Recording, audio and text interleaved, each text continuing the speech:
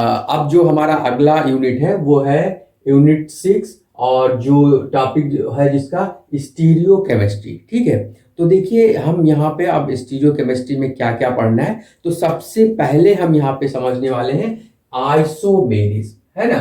तो आइसोमेरिज किसे कहते हैं, ठीक है। तो देखिए ऐसे कंपाउंड जिनका मॉलिक्यूलर फार्मूला सेम हो लेकिन उनकी फिजिकल और केमिकल प्रॉपर्टीज डिफरेंट हो, तो उनको ऐसे कंपाउंड्स को हम बोलते हैं आइसोमर्स बोलते हैं, ठीक है। और ऐसे कंपाउंड के पाए जाने के फिनोमेना को हम बोलते हैं आइसोमेरिज बोलते हैं, ठीक है। यानी the compounds whose molecular formula are same but their physical and chemical properties are different are known as isomers, है ना। and phenomenon of existence of such compounds is called as isomerism, है ना। तो इस तरह कंपाउंड के पाए जाने की फिनोमेना को हम आइसोमेरिज बोलेंगे, है ना। यानी ऐसे कंपाउंड्स जिनकी मॉलिक्यूलर फार्मूला सेम हो लेकिन उनकी फिजिकल केमिकल प्रॉपर्टीज अलग हो तो उनको हम बोलेंगे आइसोमर्स, और ऐसे कंपाउंड्स के पाए जाने के फिनोमेना को बोलेंगे हम आइसोमेरिज्म, है ना। तो देखिए आइसोमेरिज्म जो it is of two types. Isomerism दो तरह का होता है।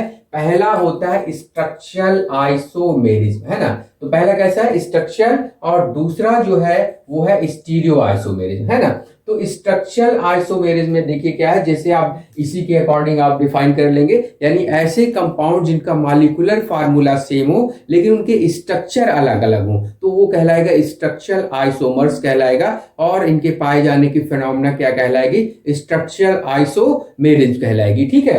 तो देखिए स्ट्रक्चरल आइसोमर्स जो होते हैं ये देखिए इतने तरह के होंगे, 5 टाइप्स के। तो पहला क्या होता है, चेन आइसोमेरिज्म, ठीक है। यानी ऐसे कंपाउंड्स जिनके मॉलिक्यूलर फार्मूला सेम हो पर उनके कार्बन चेन अलग अलग हो तो चेन आइसोमर्स कहलाएगा, और उनके पाए जाने के फिनोमेना क्या कहलाएगी, चेन आइसोमेरिज्म, है ना। तो देखिए ये है आपका नॉर्मल ब्यूटेन, है ना, और ये है आपका आइसोब्यूटेन, ठीक है। अब देखिए दोनों का क्या है, दोनों का मॉलिक्यूलर फार्मूला सेम है लेकिन इसमें 4 कार्बन का चेन है और इसमें 3 कार्बन का चेन है, तो कार्बन चेन अलग अलग है, ठीक है। तो वो चेन आइसोमर्स हो गए, ठीक है। और दूसरा होता है पोजीशन आइसोमेरिज्म, यानी मॉलिक्यूलर फार्मूला सेम होगा लेकिन कंपाउंड्स में जो पोजीशन होगा फंक्शनल ग्रुप का वो अलग अलग होगा, तो उसे हम बोलेंगे पोजीशन आइसोमर्स बोलेंगे, और फिनोमेना वो बोलेंगे पोजीशन आइसोमेरिज्म, ठीक है। तो देखिए यहाँ पे आपका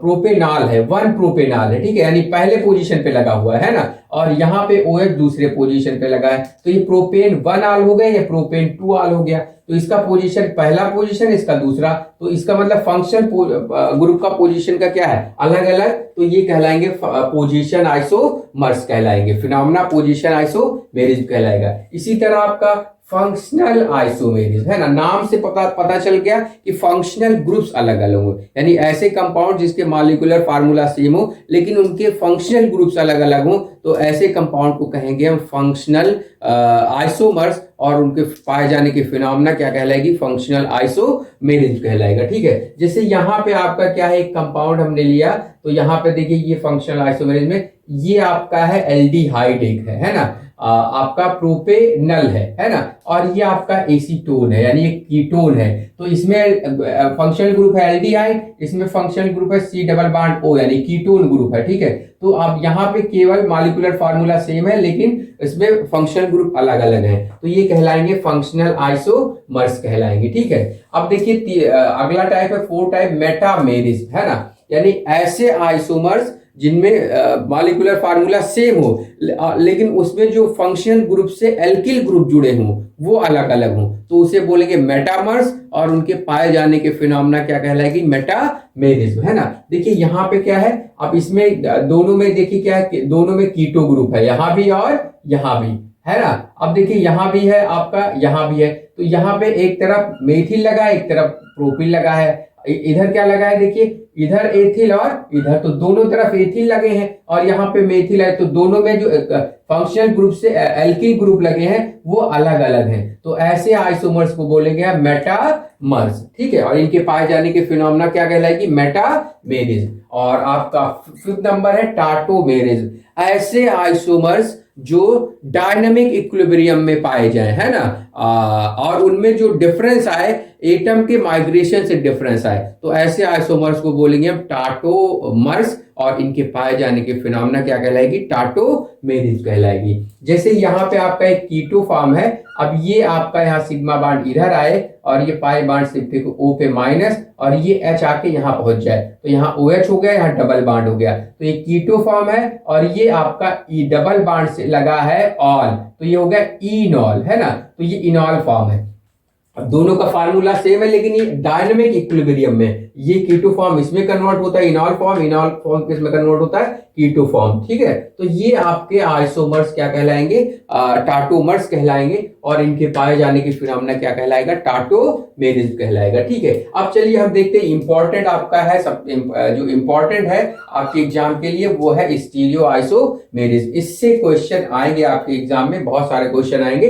तो देखिए यहाँ पे स्टीरियो आइसोमेरिज क्या कहते हैं, किन्हें कहते हैं, तो देखिए जैसे आप अभी तक डिफिनेशन जो डिफाइन किया उसी तरह आप डिफाइन करेंगे, यानी कंपाउंड्स का मॉलिक्यूलर फार्मूला क्या हो, सेम हो, लेकिन उनमें जो ग्रुप्स या एटम्स का अरेंजमेंट हो, स्पेशियल अरेंजमेंट, वो अलग अलग हो, तो ऐसे कंपाउंड्स को हम बोलेंगे जो है स्टीरियो आइसोमर्स, और उनकी पाए जाने की फिनोमेना क्या कहलाएगी, stereo isomerism, and the compounds whose molecular formula are same but the spatial arrangement of atoms or groups around carbon are different are called as stereoisomers, and phenomenon is called as स्टीरियोआइसोमेरिज, है ना। तो ये आपका हो गया स्टीरियोआइसोमेरिज क्या होता है ना। तो स्टीरियोआइसोमर्स में क्या होता है, यानी जो कंपाउंड्स होते हैं फार्मूला सेम होता है, लेकिन उनमें जो स्पेशियल अरेंजमेंट होता है एटम या ग्रुप्स का, वो क्या होते हैं, अलग अलग होते हैं, है ना। अब स्टीरियोआइसोमर्स जो होते हैं, आइसोमेरिज जो होता है, दो तरह का होता है, ज्योमेट्रिकल आइसोमेरिज, और दूसरा क्या होता है, ऑप्टिकल आइसोमेरिज, है ना। तो जैसे नाम से ही पता चल गया, ज्योमेट्रिकल आइसोमेरिज, यानी ऐसे आइसोमर्स या ऐसे कंपाउंड्स जिनका आपका जिसमें ज्योमेट्री का अंतर हो, ठीक है, मॉलिक्यूलर फार्मूला सेम हो, तो ऐसे कंपाउंड्स को बोलेंगे ज्योमेट्रिकल आइसोमर्स, और उन फिनोमेना को क्या बोलेंगे, ज्योमेट्रिकल आइसोमेरिज। तो ऐसे आप जैसे अभी तक एक्सप्लेन किया, वैसे इसको भी बता सकते हैं, the compounds which molecular formula, MF का मतलब molecular formula, are same but their geometry are different are called geometrical isomers, and phenomenon is called as geometrical isomerism, ठीक है। तो मॉलिक्यूलर फार्मूला सेम हो, लेकिन उनका जो ज्योमेट्रिकल अरेंजमेंट हो वो अलग अलग हो, तो वो कहलाएगा आपका ज्योमेट्रिकल आइसोमर्स, और फिनोमेना क्या कहलाएगी, ज्योमेट्रिकल आइसोमेरिज, है ना। अब देखिए ज्योमेट्रिकल आइसोमेरिज जो है, ये आपका क्या कहलाता है, ये, और इसका नाम होता है सिस ट्रांस आइसोमेरिज भी कहते हैं इसे, सिस ट्रांस आइसोमेरिज भी इसे कहते हैं, क्योंकि यहाँ पे जो ज्योमेट्रिकल आइसोमर्स होता है उसे हम रिप्रेजेंट करते हैं किससे, सिस और ट्रांस में, ठीक है। तो देखिए यहाँ ये जो सिस ट्रांस आइसोमेरिज या ज्योमेट्रिकल आइसोमेरिज किस तरह कंपाउंड में पाया जाता है, यानी ऐसे कंपाउंड जिसमें कार्बन कार्बन बॉन्ड से रोटेशन रुका हो, तो उसी तरह कंपाउंड में क्या होगा, ज्योमेट्रिकल आइसोमेरिज पाया जाएगा, ठीक है, यानी ज्योमेट्रिकल आइसोमेरिज शो करेगा। तो देखिए अगर कहीं पे कार्बन कार्बन सिंगल बॉन्ड होता है, ऐसे सिंगल बॉन्ड, तो ये carbon carbon single bond rotate करता रहता है, तो उसकी ज्योमेट्री फिक्स नहीं होती है। लेकिन अगर कहीं पे कार्बन कार्बन ऐसे डबल बॉन्ड आ गया, ठीक है, तो फिर अब एक कार्बन इधर एक कार्बन इधर, तो फिर हम इसको हम रोटेट नहीं कर सकते। अगर रोटेट करेंगे तो ये पाई बॉन्ड जो है टूट जाएगा। तो जहां भी डबल बॉन्ड होता है वहां पे कार्बन कार्बन बॉन्ड से रोटेशन नहीं होता है, और जब रोटेशन नहीं होगा तो मॉलिक्यूल की एक फिक्स ज्योमेट्री होगी, जिसकी वजह से इसमें क्या आ सकता है, स्टीरियो आइसोमेरिज ये शो कर सकते हैं, जिसमें क्या हो, कार्बन कार्बन डबल बॉन्ड, यानी एल्कीन्स में जो कार्बन कार्बन डबल बॉन्ड होता है, तो वो क्या शो कर सकते हैं, ज्योमेट्रिकल आइसोमेरिज शो कर सकते हैं, है ना। लेकिन अब इसके लिए क्या होना चाहिए कि अगर देखिए, if both double bonded carbon of alkene have two different groups so geometrical isomerism, तो इसकी एक कंडीशन है कि डबल बॉन्डेड कार्बन पे दो डिफरेंट ग्रुप होने चाहिए, तभी वो ज्योमेट्रिकल आइसोमेरिज शो करेगा। दोनों कार्बन पे दो डिफरेंट ग्रुप्स हो तभी ज्योमेट्रिकल आइसोमेरिज शो करेगा, नहीं तो नहीं शो करेगा। एक भी कार्बन पे अगर दो सेम ग्रुप आ गए तो वो फिर ज्योमेट्रिकल आइसोमेरिज शो नहीं करेगा। तो एक क्वेश्चन इस तरह आता है एग्जाम में, तो कई सारे ऑप्शन दे देगा, बोलेगा कि इसमें बताइए कौन ज्योमेट्रिकल आइसोमेरिज्म शो करेगा, कौन नहीं करेगा। तो आप देख लेंगे कि जिनके दोनों डबल बॉन्डेड कार्बन पे दो डिफरेंट ग्रुप्स हैं तो वो ज्योमेट्रिकल आइसोमेरिज्म शो करेगा, वरना नहीं शो करेगा। ठीक है, तो देखिए यहाँ पे आपका क्या है, ये एक आपका अगर यहाँ पे देखिए, अगर ये देखिए ये आपका यहाँ पे ये 2 ब्यूटीन है ना, ये 2 ब्यूटीन है। ठीक है, यानी डबल बॉन्ड आपका है जो 2 पोजीशन पे। तो आप देखिए यहाँ पे क्या है, ये CH3 ये CH3 ये H और ये H, ये डबल बॉन्डेड कार्बन है। अब सेम जो आपकी ग्रुप है ना, ये CH3 सेम ग्रुप हो गए, ये डबल बॉन्ड के सेम साइड में है। तो कहीं सेम ग्रुप सेम साइड में हो डबल बॉन्ड के, तो वो सिस आइसोमर कहलाता है। ठीक है, और अगर कहीं सेम ग्रुप जैसे HH हो गया या CH3 ये देखो कहाँ है, ये अपोजिट साइड में जा रहे हैं। तो अपोजिट साइड में जब ग्रुप जाएंगे तो ये कौन सा हो जाएगा, ये आपका ट्रांस आइसोमर हो जाएगा। ठीक है, अब देखिए ये आपका यहाँ पे इस कार्बन पे भी आपका H और CH3 दो अलग ग्रुप है, इस कार्बन पे एक H और एक CH3 है, दोनों कार्बन पे दो डिफरेंट ग्रुप हैं। तो ये ज्योमेट्रिकल आइसोमेरिज्म इसीलिए शो कर रहा है, यानी सिस और ट्रांस फॉर्म में पाया जा रहा है। देखिए अब आपका देखिए ये एक बहुत इंपॉर्टेंट आपका है, आप यहाँ पे एक क्वेश्चन एग्जाम में पूछता है कि maleic acid and fumaric acid ये कौन से आइसोमर्स होते हैं, है ना। अब देखिए मैलेइक में क्या होता है, ये देखिए कार्बन डबल बॉन्ड कार्बन, दो कार्बोक्सिलिक ग्रुप, यानी सेम ग्रुप सेम, ये डबल बॉन्ड हो गया, सेम ग्रुप सेम साइड में, है ना, तो ये आपका सिस आइसोमर हो गया। ठीक है, अब देखिए ये आपका फ्यूमेरिक एसिड है ना, तो फ्यूमेरिक एसिड में H और H क्या है अपोजिट साइड में, COOH अपोजिट साइड में, है ना, लेकिन दोनों का फार्मूला क्या है, देखिए सेम है। ठीक है, दोनों में कार्बन ऑक्सीजन हाइड्रोजन सेम है। ठीक है, तो यहाँ पे ये दो ग्रुप है अपोजिट साइड में, तो ये कौन सा आइसोमर हो गया, ये हो गया आपका ट्रांस आइसोमर हो गया। ठीक है, तो मैलेइक और फ्यूमेरिक एसिड क्या है, ये एक आपस में ज्योमेट्रिकल आइसोमर्स है। ठीक है, तो अब ये तो हो गया आपका इस तरह, है ना। अब देखिए यहाँ पे आपका, अब हम ये देख लेते हैं कि कौन से कंपाउंड ज्योमेट्रिकल आइसोमर्स शो करेंगे, कौन से नहीं है, जैसे एग्जाम में आता है। तो देखिए यहाँ पे क्या है, हम इस कंपाउंड को देखते हैं ये शो करेगा कि नहीं। तो यहाँ पे देखिए ये कार्बन है, इस कार्बन से एक H और एक Cl लगा है, यानी दो डिफरेंट ग्रुप लगे हैं। तो डबल बॉन्डेड ये कार्बन है, इससे भी H और Cl लगा है, तो इस कार्बन पे भी दो डिफरेंट ग्रुप, इस कार्बन पे भी दो डिफरेंट ग्रुप, इसका मतलब ये ज्योमेट्रिकल आइसोमेरिज्म शो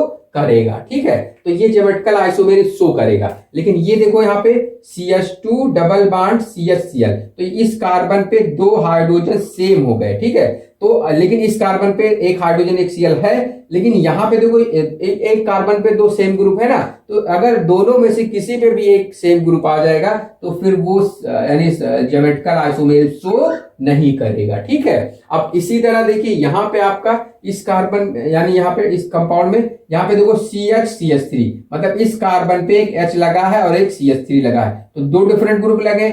इस कार्बन पे देखो एक H लगा है और एक Cl लगा है, इस कार्बन पे भी दो डिफरेंट ग्रुप है, तो ये क्या शो करेगा, यहाँ पे ये ज्योमेट्रिकल आइसोमेरिज्म शो करेगा। ठीक है, तो आपका इस तरह मतलब दोनों डबल बॉन्डेड कार्बन पे दो डिफरेंट ग्रुप होने चाहिए। ठीक है, अब देखिए यहाँ पे एक क्वेश्चन ये आ जाता है कभी कभी कि एल्डोक्साइम, ये एल्डोक्साइम ज्योमेट्रिकल आइसोमेरिज्म शो करता है, जबकि कीटोक्साइम ज्योमेट्रिकल आइसोमेरिज्म शो नहीं करता है। अब देखिए ये एल्डोक्साइम में क्या है, ये एल्डिहाइड कोऑक्साइम है, तो इसमें देखिए जगह H और OH सेम साइड में हो, कि कार्बन डबल बॉन्ड नाइट्रोजन है, तो इस कार्बन डबल बॉन्ड नाइट्रोजन अगर कहीं कंपाउंड में है तब भी जो है वो ज्योमेट्रिकल आइसोमेरिज्म शो कर सकता है। ठीक है, लेकिन इसके लिए देखिए इस कार्बन पे दो डिफरेंट ग्रुप होने चाहिए, अगर इस कार्बन पे दो सेम ग्रुप आ जाएंगे तब नहीं शो करेगा। ठीक है, तो यहाँ पे देखिए ये HOH अगर सेम साइड में तो ये सिन आइसोमर कहलाता है। ठीक है, अब H और OH अपोजिट साइड में हो तो एंटी आइसोमर कहलाता है। ठीक है, तो इसका मतलब ये एल्डोक्साइम क्या शो करेगा, ज्योमेट्रिकल आइसोमेरिज्म शो करेगा, जबकि ये आपका जो कीटोक्साइम है,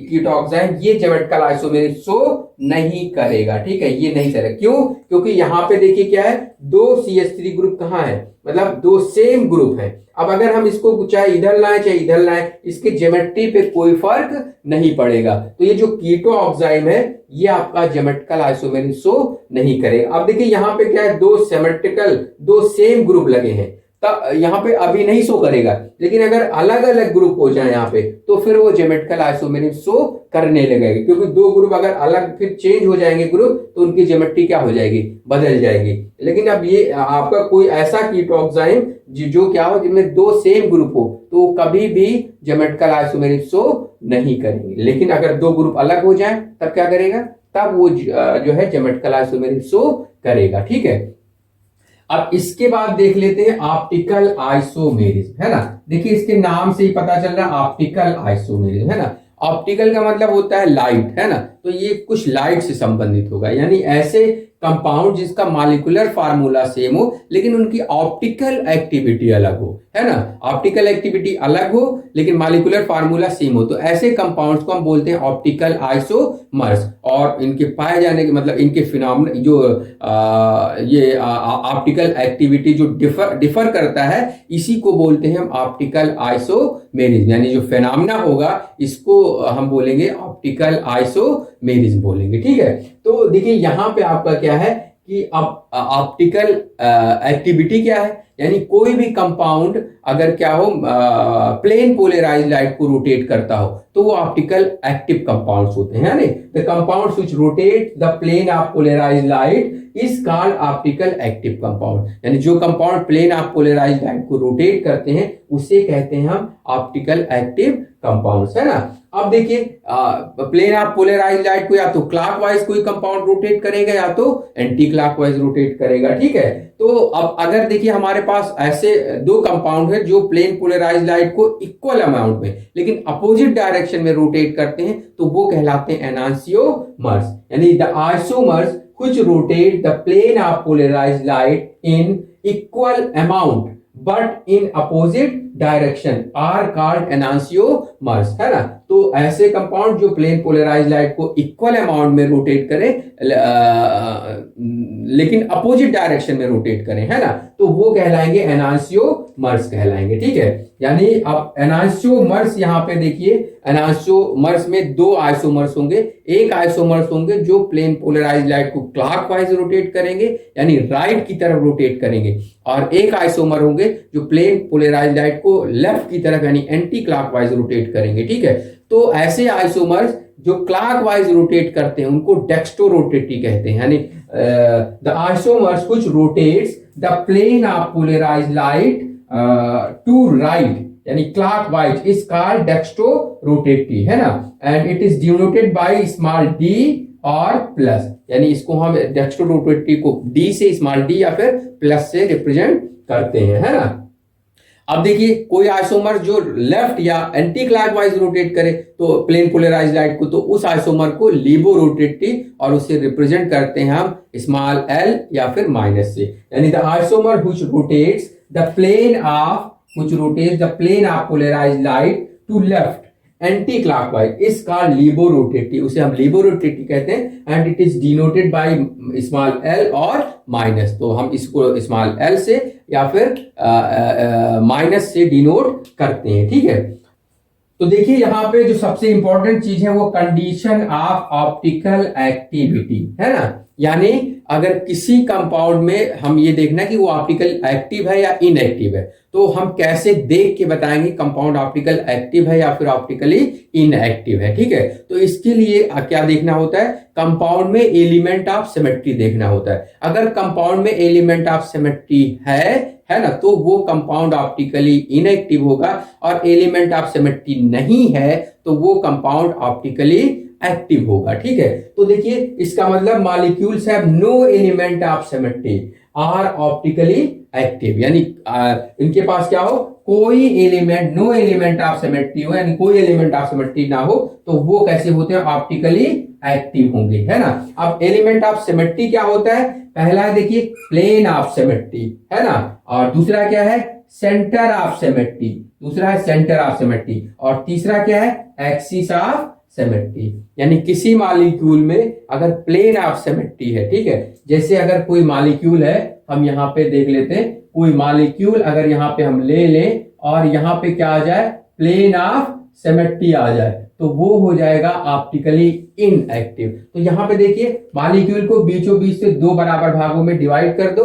अब अगर दोनों पार्ट एक दूसरे के क्या है, मिरर इमेज है, इक्वल पार्ट में है, तो वो जो प्लेन आपने जिस प्लेन से डिवाइड किया मॉलिक्यूल को, वो प्लेन कहलाएगा प्लेन ऑफ सिमेट्री। अब ये दो सिमेट्रिकल पार्ट में बाइसेक्ट हो गए मॉलिक्यूल, है ना। तो ये आपका जो प्लेन जिससे आपने बाइसेक्ट किया मॉलिक्यूल को, यानी डिवाइड किया, उसको बोलेंगे प्लेन ऑफ सिमेट्री। तो जब प्लेन ऑफ सिमेट्री हो जाएगा तो ये हो जाएगा ऑप्टिकल इनएक्टिव, ये हो जाएगा ऑप्टिकल इनएक्टिव हो जाएगा, ठीक है। लेकिन अगर यही प्लेन ऑफ सिमेट्री ना हो, प्लेन ऑफ सिमेट्री ना हो, ठीक है, तो ये क्या हो जाएगा, प्लेन ऑफ सिमेट्री ना हो तो ये हो जाएगा ऑप्टिकल एक्टिव हो जाएगा, ठीक है। तो यहां पे देखिए, अब यहां पे प्लेन ऑफ सिमेट्री नहीं है। क्यों नहीं है? क्योंकि यहां पे अगर हम दो मॉलिक्यूल को दो भागों में डिवाइड करेंगे तो ये आपका यानी ऊपर वाला पार्ट नीचे वाले पार्ट का मिरर इमेज नहीं होगा। जैसे यहां पे हम डिवाइड किए, अब देखिए इसका इमेज OH का इमेज OH बनना चाहिए, H का इमेज H बनना चाहिए, लेकिन ऐसा हो नहीं रहा है। तो इसका मतलब यहाँ पे प्लेन ऑफ सिमेट्री नहीं है। यहाँ पे क्या है, प्लेन ऑफ सिमेट्री है, ठीक है। इसमें प्लेन ऑफ सिमेट्री है और इसमें नो प्लेन ऑफ सिमेट्री, है ना, इसमें कोई प्लेन ऑफ सिमेट्री नहीं है, ठीक है। तो प्लेन ऑफ सिमेट्री नहीं है तो ऑप्टिकली एक्टिव, और प्लेन ऑफ सिमेट्री है तो ऑप्टिकली इनएक्टिव। इसी तरह मॉलिक्यूल में सेंटर ऑफ सिमेट्री आ जाएगा तो सिमेट्री आते ही वो ऑप्टिकली इनएक्टिव हो जाएगा, और सेंटर ऑफ सिमेट्री नहीं होगा, है ना, तो आपका वो हो जाएगा ऑप्टिकली एक्टिव हो जाएगा, है ना। ऐसे एक्सिस ऑफ सिमेट्री होगा, ठीक है। तो अगर एक्सिस ऑफ सिमेट्री है तो ऑप्टिकली इनएक्टिव, और एक्सिस ऑफ सिमेट्री नहीं है तो ऑप्टिकली एक्टिव होगा, ठीक। तो देखिए ये स्टीरियो आइसोमेरिस के बाद हम यहाँ पे अब देखते हैं कि कोई कंपाउंड जो है, अगर उसमें कायरल कार्बन किसे कहते हैं या फिर कायरल कार्बन है, तो फिर वो ऑप्टिकल एक्टिव होगा या ऑप्टिकल एक्टिव नहीं होगा, ठीक है। तो चलिए हम यहाँ पे देख लेते हैं। पहले देखते हैं कायरल कार्बन, ठीक है। तो कायरल कार्बन किसे कहते हैं, है ना। कोई भी कार्बन जिसकी चारों तरफ 4 डिफरेंट ग्रुप्स लगे हों तो वो कहलाता है कायरल कार्बन। जैसे यहाँ पे हमारे पास है लैक्टिक एसिड, है ना, आपका लैक्टिक एसिड है यहाँ पे। तो ये लैक्टिक एसिड जो है आपका, यहाँ पे देखिए ये वाला कार्बन जो है यहाँ पे सेंटर में, इससे एक OH लगा है, एक CH3 लगा है, एक H लगा है और एक COOH। तो चारों ग्रुप कैसे हैं, चारों ग्रुप अलग अलग हैं। तो ये आपका जो कार्बन होगा, सेंटर कार्बन, ये क्या कहलाएगा, कायरल कार्बन कहलाएगा, ठीक है। ये कौन सा कार्बन कहलाएगा, कायरल कार्बन कहलाएगा, ठीक है। अब यहाँ पे देखिए इस मॉलिक्यूल में, है ना, ये आपका एक कंपाउंड है ना। अब यहाँ पे देखो ये COOH है। अब इस कार्बन पे देखिए एक COOH, एक H और एक OH, और एक इधर एक ग्रुप लगा है, और चारों ग्रुप कैसे डिफरेंट। तो ये कार्बन कैसा होगा, कायरल होगा। इसी तरह ये कार्बन देखो एक OH लगा है, एक H और एक COOH और एक इधर ग्रुप लगा है। तो इस कार्बन से भी चारों ग्रुप अलग हैं, तो ये भी क्या होगा, कायरल कार्बन होगा। तो इस कंपाउंड में कितने कायरल कार्बन हो गए, 2 कायरल कार्बन हो गए, ठीक है। तो किसी कंपाउंड में क्या हो सकता है, एक कायरल कार्बन, 2 कायरल कार्बन या 2 से ज्यादा कायरल कार्बन हो सकते हैं, ठीक है। तो देखिए क्या होता है कि अगर कंपाउंड में एक कायरल कार्बन है ना, या फिर 2 कायरल कार्बन है या 3 कायरल कार्बन है, तो कंपाउंड जो है देखिए उसमें क्या ऑप्टिकल एक्टिविटी देखेंगे। अगर किसी भी कंपाउंड में एक ही केवल कायरल कार्बन है तो वो हमेशा ऑप्टिकली एक्टिव होगा, लेकिन कंपाउंड में 2 या 2 से ज्यादा कायरल कार्बन है तो फिर वो ऑप्टिकली एक्टिव हो भी सकता है और ऑप्टिकली आपका वो इनएक्टिव भी हो सकता है, ठीक है। तो देखिए यहाँ पे हम देखते हैं कायरल कार्बन के बाद कायरल कंपाउंड्स किसे कहते हैं, ठीक है। देखिए कायरल कार्बन अलग चीज है और कायरल कंपाउंड्स अलग चीज है, ठीक है। कायरल कंपाउंड वो कंपाउंड होते हैं जो ऑप्टिकली एक्टिव कंपाउंड होते हैं ना। ऑप्टिकली एक्टिव कंपाउंड्स को क्या बोलते हैं हम, कायरल कंपाउंड, ठीक है। यानी optically active compounds are chiral compounds, है ना। यानी जो ऑप्टिकली एक्टिव कंपाउंड्स होते हैं वही कायरल कंपाउंड्स होते हैं, ठीक है। अब देखिए यहाँ पे जो कायरल कंपाउंड्स होते हैं, chiral compounds for non superimposable mirror image, यानी जो कायरल कंपाउंड्स होंगे वो हमेशा non superimposable mirror image बनाएंगे, ठीक है। And exist in DL pair, यानी वो किसमें पाए जाएंगे, D और L, डी होता है डेक्स्ट्रोरोटेटरी, जो प्लेन पोलराइज लाइट को क्लॉकवाइज रोटेट करता है, और जो एल होता है वो होता है लिबोरोटेटरी, जो प्लेन पोलराइज लाइट को एंटी क्लॉकवाइज रोटेट करता है। ठीक है, तो ये आपका क्या हो जाएगा, यानी हमेशा जो कायरल कंपाउंड होंगे वो non superimposable mirror image बनाएगा और वो एग्जिस्ट करेगा डीएल पेयर में, और डीएल पेयर को हम क्या बोलते हैं, एनांसियोमर्स बोलते हैं। ठीक है, तो अब हम यहां देखिए एक एक करके समझ ले रहे हैं। Optical activity of compounds containing one chiral carbon. ठीक है, तो यानी केवल एक ही कायरल कार्बन हो किसी कंपाउंड में, तो फिर उसकी ऑप्टिकल एक्टिविटी को हम यहाँ पे समझेंगे। ठीक है, तो अब देखिए किसी भी कंपाउंड में आपको ये बिल्कुल दिमाग में फीड कर लेना है कि किसी भी कंपाउंड में एक कायरल कार्बन होगा तो वो हमेशा ऑप्टिकली एक्टिव होगा, है ना। If a compound contains only one chiral carbon are always optically active, है ना, and forms non superimposable mirror image and exist in DL pair and enantiomers, है ना। तो वो हमेशा किस फॉर्म में एग्जिस्ट करेगा, डीएल पेयर, या इन डीएल पेयर को क्या बोलते हैं, एनांसियोमर्स, है ना। तो देखिए हम एग्जांपल ले लेते हैं लैक्टिक एसिड, है ना। एग्जाम में कभी कभी पूछता है कि लैक्टिक एसिड के ऑप्टिकल एक्टिविटी को एक्सप्लेन करें, तो लैक्टिक एसिड के पास क्या होता है, देखो यहाँ पे एक कायरल कार्बन होता है, इसमें एक CH3 ग्रुप होता है, एक OH, एक COOH ग्रुप और एक H ग्रुप। ठीक है, तो ये आपका कायरल कार्बन एक ही, यहाँ पे ये कार्बन कैसा है, ये कार्बन है कायरल, है ना। तो कायरल एक ही कार्बन है तो हमेशा होगा कैसा, ऑप्टिकली एक्टिव, है ना। तो ये ऑप्टिकली एक्टिव होगा, तो इसके सामने अगर हम मिरर रखेंगे तो एक इमेज बनेगा। अब ये इमेज इस पे नॉन सुपर इम्पोजेबल होगा, यानी ये कैसा इमेज बना लेगा, non superimposable mirror image बना लेगा। ठीक है, तो ये आपका अगर फर्स्ट हो गया तो ये आपका हो गया सेकंड। तो लैक्टिक एसिड कितने फॉर्म में एग्जिस्ट करेगा, 2 फॉर्म में एग्जिस्ट करेगा। इन दोनों में एक क्या होगा, डी होगा यानी डेक्स्ट्रोरोटेटरी होगा, और दूसरा एल होगा जो कैसा होगा, लिबोरोटेटरी होगा। ठीक है, और इन दोनों के मिक्सचर को आप यानी इन दोनों को बोलेंगे एनांसियोमर्स, है ना। अब देखिए अगर यहाँ पे क्या हो, 50% अगर डी हो और 50% एल हो, मतलब एक 50 ये 50% और ये 50%, है ना। तो ये अगर बराबर मात्रा में है दो एनांसियोमर्स तो उनको बोलते हैं हम रैसिमिक मिक्सचर बोलते हैं, यानी equimolecular mixture of D and L forms is called a racemic mixture, है ना। तो क्या कहलाता है वो, एक रैसिमिक मिक्सचर कहलाता है ना। तो एग्जाम में अगर क्वेश्चन आए कि रैसिमिक मिक्सचर किसे कहते हैं तो आप ये लिख देंगे equimolecular mixture of D and L forms of a compound is called a racemic mixture. और फिर आप ये बना दीजिएगा, यहाँ लैक्टिक एसिड एक आपका ये स्ट्रक्चर और ये, अब अगर ये दोनों 50-50% में हो तो आपका ये क्या कहलाएगा, रैसिमिक मिक्सचर कहलाएगा। ठीक है, ये तो हो गया किसी कंपाउंड में अगर एक कायरल कार्बन है तो non superimposable mirror image बनाएगा और डी और एल फॉर्म में एग्जिस्ट करेगा। अब हम देख लेते हैं किसी कंपाउंड में 2 कायरल कार्बन हो, है ना। अब यानी 2 कायरल कार्बन हो तो 2 कायरल कार्बन, दोनों कायरल कार्बन सेम भी हो सकते हैं, या 2 कायरल कार्बन से वो डिफरेंट भी हो सकते हैं, है ना। तो देखिए हम यहाँ पे सबसे पहले ले रहे हैं optical activity of compounds containing 2 dissimilar chiral carbons, है ना। यानी कैसे कायरल कार्बन हो, यहाँ पे डिसिमिलर यानी यहाँ पे असमान कायरल कार्बन हो। अब देखिए यहाँ पे देखते हैं कि ये कितने फॉर्म में एग्जिस्ट करेगा। यहाँ पे देखो ये हमने एग्जांपल लिया 3-chloro-butane 2R, ठीक है। अब यहाँ पे 2 कायरल यानी 2 कायरल कार्बन है, कैसे देखो यहाँ पे ये कार्बन, एक कार्बन ये कायरल है, एक कार्बन ये कायरल है ना। अब देखिए कायरल यहाँ पे क्या H लगा है, Cl लगा है, CH3 एक ग्रुप इधर, तो ये कार्बन कायरल हो गया। इसी तरह ये कार्बन भी कायरल है क्योंकि एक OH लगा है, एक H लगा है, एक CH3 और एक ग्रुप इधर लगा है। तो यहाँ पे दोनों, लेकिन इस पे क्या लगा है, Cl लगा है, इस पे OH लगा है, तो दोनों कार्बन कैसे हैं, यानी दोनों कायरल कार्बन समान सेम नहीं है, अलग अलग है ना। मतलब इनका एनवायरनमेंट कैसा है, अलग अलग है ना। तो कभी भी आप देखिए यहाँ पे इसके पास कितने, इट कंटेन्स 2 कायरल कार्बन्स, है ना। इनके पास कितने कायरल कार्बन्स है, 2 कायरल कार्बन्स है ना। And exist in 2 power n, है ना। अब 2 पावर n क्या है, यहाँ n है नंबर ऑफ जो है कायरल कार्बन, है ना। तो n यहाँ पे क्या है, n जो है नंबर ऑफ कायरल कार्बन है।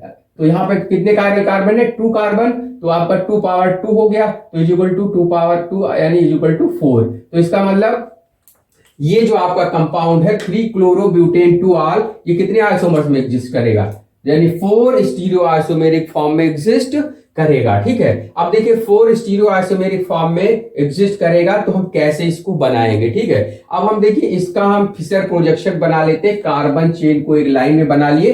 अब हमने एक बार OH और Cl को सेम साइड रख के देख ले रहे हैं, है ना। अब अगर OH और Cl सेम साइड में रखते हैं तो HH सेम साइड में आ जाएगा, कार्बन चेन वर्टिकल लाइन में आ गया। ठीक है, अब अगर हम ये देखते हैं कि प्लेन ऑफ सिमेट्री है मॉलिक्यूल में तो ऑप्टिकली इनएक्टिव होगा, और प्लेन ऑफ सिमेट्री नहीं है तो ऑप्टिकली एक्टिव होगा। तो यहाँ पे देखिए, यहाँ पे अगर आप मॉलिक्यूल को ऐसे 2 भागों में डिवाइड करें तो एक पार्ट दूसरे पार्ट का मिरर इमेज होना चाहिए, लेकिन यहाँ मिरर इमेज नहीं है। कैसे, देखिए OH का इमेज OH बनना चाहिए, लेकिन OH इधर क्या है Cl, तो ये 2 बराबर भागों में नहीं डिवाइड होगा, है ना।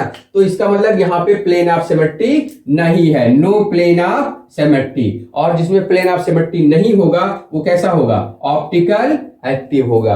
और जो ऑप्टिकल एक्टिव होगा उसके सामने यहाँ पे हम क्या रख दें, मिरर रख दें, है ना। तो यहाँ पे क्या बनेगा, एक इमेज बनेगा, है ना। जो कैसा इमेज बनेगा, नॉन सुपर इम्पोजेबल, MI का मतलब मिरर इमेज, है ना। तो ये non superimposable mirror image हो गया। इसका मतलब अब कितने फॉर्म में हो गई, यानी अगर ये पहला फॉर्म है तो ये दूसरा फॉर्म हो गया, तो कितने फॉर्म हो गए, 2 फॉर्म्स हो गए, है ना। अब यहाँ पे देखिए ये 2 जो है फर्स्ट और सेकंड, ये कहलाएंगे एनांसियोमर्स, है ना। तो एनांसियोमर्स क्या होते हैं, ऐसे स्ट्रक्चर जो स्ट्रक्चर एक दूसरे के non superimposable mirror image हो, तो वो आइसोमर्स क्या कहलाते हैं, एनांसियोमर्स कहलाते हैं, है ना। तो यहाँ पे ये और ये एक दूसरे के मिरर इमेज हैं, तो और मिरर इमेज कैसे होना चाहिए, non superimposable mirror image. तो ये आपके क्या है, एनांसियोमर्स है ना। तो 2 फॉर्म्स हो गए, अभी 2 और हमें देखना है। तो देखिए एक बार हमने ClOH को सेम साइड में लिया था, है ना। अब हम क्या करें, एक वर्टिकल लाइन बनाए इसका, और OH और Cl को अपोजिट डायरेक्शन में लेके चले जाएं। OH इधर है राइट में और ये Cl लेफ्ट है। अब इसमें भी कोई प्लेन ऑफ सिमेट्री नहीं है, तो जब इसमें भी कोई प्लेन ऑफ सिमेट्री नहीं है तो ये भी कैसा होगा, ऑप्टिकली एक्टिव होगा। और इसके सामने अगर हम यहाँ पे मिरर रख दें तो एक इमेज बनेगा, non superimposable mirror image बनेगा। ठीक है, तो अब ये भी क्या बन गया आपका, यानी मिरर इमेज बन गया, यहाँ पे ये मिरर इमेज बन गया, है ना। तो ये आपका एक डीएल पेयर यहाँ आ गया, है ना। और ये डीएल पेयर क्या होगा आपका, एनांसियोमर होगा। ठीक है, ये भी क्योंकि अब एनांसियोमर किसे कहते हैं, यानी जो एक दूसरे के non superimposable mirror image हो वो होते हैं एनांसियोमर्स होते हैं। ठीक है, तो अब इसका मतलब ये हो गया कि यहाँ पे आपके टोटल कितने फॉर्म्स आ गए, 4 फॉर्म्स आ गए, फर्स्ट, सेकेंड, थर्ड एंड